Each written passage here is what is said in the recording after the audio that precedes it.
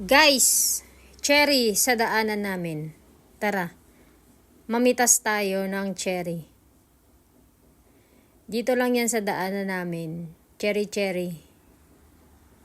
Oh, diba? Oh. Ang sarap kaya nito guys. Maliliit lang siya pero ang tatamis niya.